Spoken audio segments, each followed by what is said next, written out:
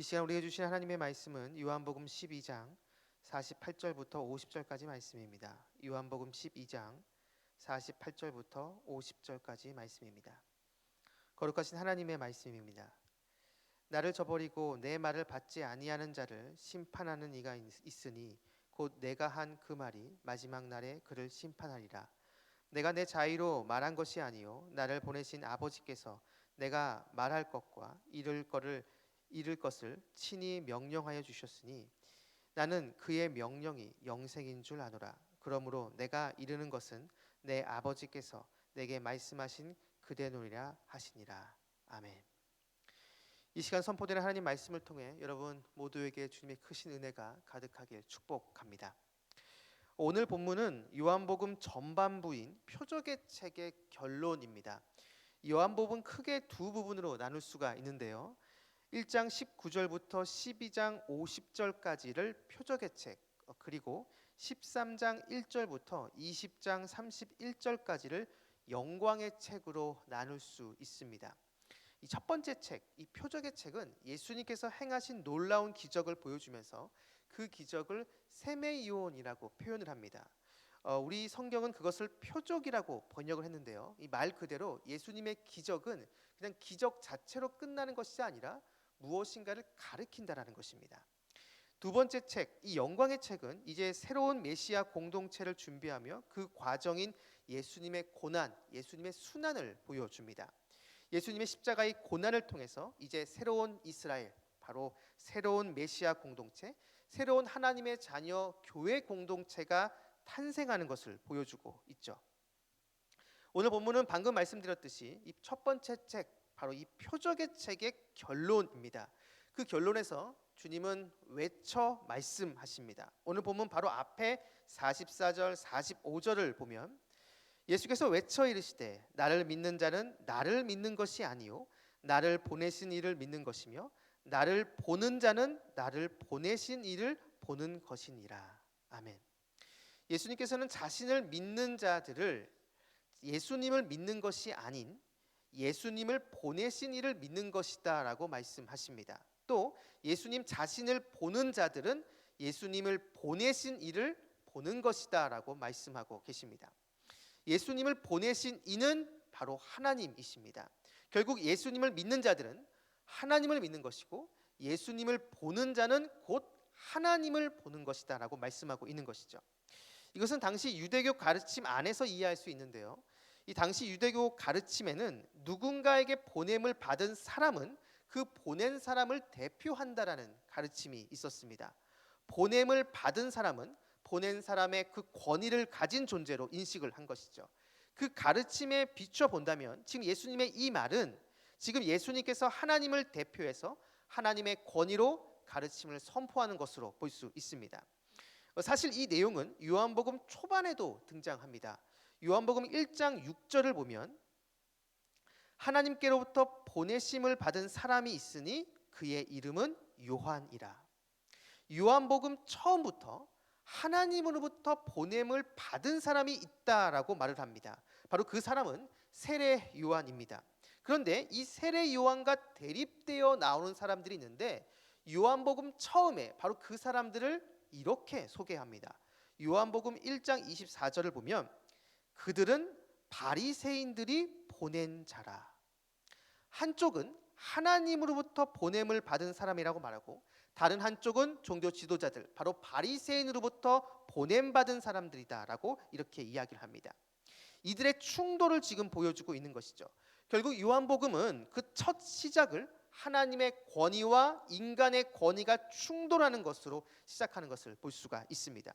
바로 그 절정이 예수 그리스도와 종교 지도자들의 대결이죠.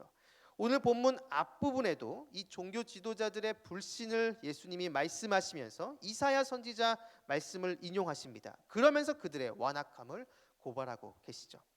그런데 오늘 본문을 단순히 예수님께서 하나님을 대표해서 하나님의 권위로 말씀을 선포하는 것으로도 볼 수도 있지만 오늘 본문이 요한복음 표적의 책 그 결론 부분인 것을 염두에 둔다면 오늘 본문은 그 앞에서 이 7가지 표적을 행하신 예수님이 단순히 하나님의 권위를 가지고 말씀을 선포한 사람이 아니라 예수님이 곧 하나님이시다는 것을 보여주는 것으로도 볼 수 있습니다.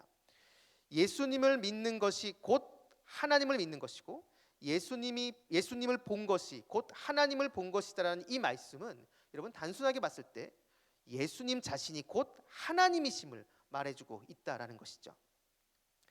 우리들은 이 말씀을 너무나 당연하다고 생각을 합니다. 하지만 당시 철저한 유일신론에 입각해 살아가던 유대인들에게 있어서는 예수님의 이 말씀은 충격으로 다가왔을 것입니다. 자신과 하나님을 동일시하고 있기 때문이죠.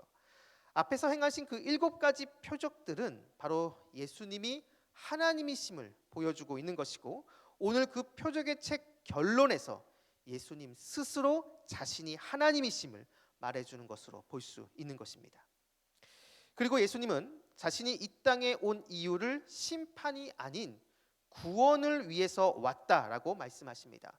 오늘 본문 47절을 보시면 내가 온 것은 세상을 심판하려 함이 아니요 세상을 구원하려 함이로다. 자신이 세상에 온 것이 세상을 심판하기 위해 온 것이 아니라 세상을 구원하기 위해 오셨다라고 말씀하십니다. 이 말은 지금 이 세상이 심판 아래 있음을 말해주고 있는 것입니다. 지금 이 세상이 어떤 중립적인 상태에 있는 것이 아니라 이미 죄의 저주 아래에 있다라는 것이죠. 만약에 예수님께서 오시지 않았다면 모두가 심판을 받아 구원받을 수 없는 그러한 상황이라는 것입니다. 바로 이러한 상황에서 예수님께서 이 땅에 오셔서 구원 사역을 펼치십니다. 하나님 나라 복음을 선포하시고 이제 이후에 나올 그 영광의 책에서 십자가의 죽으심으로 구원 사역을 완성하십니다. 바로 이것이 표적의 책의 결론입니다. 앞에 나온 그 7가지의 표적은 결국 예수 그리스도가 진정한 메시아이면서 하나님이심을 보여줍니다. 그리고 이 이후에 영광의 책에 나올 그 십자가 사역을 통한 그분의 구원 사역을 미리 언급함으로 그분이 우리를 죄에서 구원해 주실 구원자이심을 오늘 본문에서 말해주고 있는 것이죠. 사랑하는 여러분, 기독교의 정체성이 바로 여기에 있습니다. 예수 그리스도가 구원자이시면서 하나님이심을 고백하는 것이죠. 기독교를 다른 종교들과 차별짓게 만들고 구별짓게 만드는 요소가 바로 여기에 있습니다. 오직 구원은 예수 그리스도에게만 있고 그분이 참 하나님이라는 이 진리를 우리는 절대로 타협할 수가 없습니다. 복음도 결국 이 내용을 담고 있는 것이죠. 기독교의 핵심과 복음의 핵심은 바로 이 내용입니다.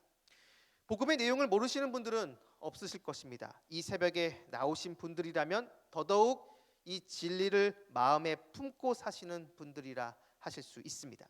하지만 성경은 우리 그리스도인들에게 이 복음의 핵심, 이 기독교의 진리를 계속해서 되새기라라고 말을 합니다. 처음 한 번만 이 진리를 받아들이고 그냥 그렇게 살아가는 것이 아니라 계속해서 나에게 적용하며 그 진리를 지금 붙잡고 살고 있는지 나 자신을 점검해야 한다는 것이죠.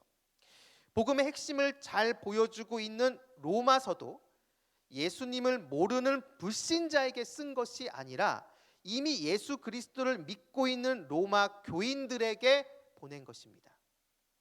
바울은 알고 있었습니다. 예수 그리스도가 하나님이시며 우리의 구원자라는 이 복음이 불신자에게만 필요한 것이 아니라 성도들이 자신의 신앙의 여정을 걸어갈 때 계속해서 되새기고 기억해야 한다는 것을 말이죠. 그렇기에 그는 로마 성도들에게 다시 한번 복음을 선포하고 있는 것입니다. 사랑하는 말씀상 공동체 성락성결교회 성도 여러분, 예수님은 우리의 유일한 구원자이십니다. 그리고 그분은 하나님이십니다. 이 단순하면서도 이 가장 중요한 이 진리를 여러분 마음에 꼭 새기고 나아가시기 바랍니다. 이 진리가 우리 마음에 있느냐 그 유무에 따라 우리의 최종 구원이 결정됩니다. 바라기는 이곳에 계신 여러분 모두가 오늘 이 말씀을 기억하시면서 오늘 하루 하나님이신 그리고 우리의 구원자이신 예수 그리스도를 더욱더 바라보고 더욱더 의지하는 저와 여러분 우리 모두가 되기를 주님의 이름으로 축원합니다. 기도하겠습니다. 우리의 모든 것 되시는 아버지 하나님, 오늘도 우리에게 말씀을 주시고 이 말씀을 붙잡고 주님께 기도하게 하심을 진심으로 감사를 드립니다. 예수님이 곧 하나님이시고 우리의 구원자라는 이 진리를 우리 마음 한가운데 잘 새기게 하시고 이 복음을 주변 사람들에게 전하는 하나님의 사람들이 되게 하여 주옵소서. 감사드리며 예수님의 이름으로 기도드립니다. 아멘. 이 시간 다음과 같은 기도 제목으로 기도드리시겠습니다. 지금 들은 말씀이 내 삶으로 이어지게 하옵소서. 동네 샘매줄 성경 말씀 묵상을 통해 말씀이 삶이 되는 공동체가 되게 하옵소서. 담임 목사님의 동네 샘매줄 성경 말씀 묵상 집회에 큰 은혜를 주옵소서. 육체의 질병과 마음의 질병으로 고통받는 환우들을 긍휼히 여기시고 회복의 은혜를 주옵소서. 러시아 우크라이나 전쟁이 속히 종식되고 세계 지도자들이 평화의 길로 나아갈 수 있도록 지혜를 허락하옵소서. 이 시간 함께 나눈 공동 기도문과 각자 가지고 나온 개인의 기도 제목을 놓고 기도하신 후에 삶의 자리로 나아가도록 하겠습니다. 기도하시겠습니다. 참 좋으신 아버지 하나님, 감사합니다. 오늘도 우리에게 이 새벽 이 첫 시간 하나님께 나와 예배드리고 기도할 수 있게 해주신 것 진심으로 감사드립니다. 아버지 하나님, 오늘도 이 말씀을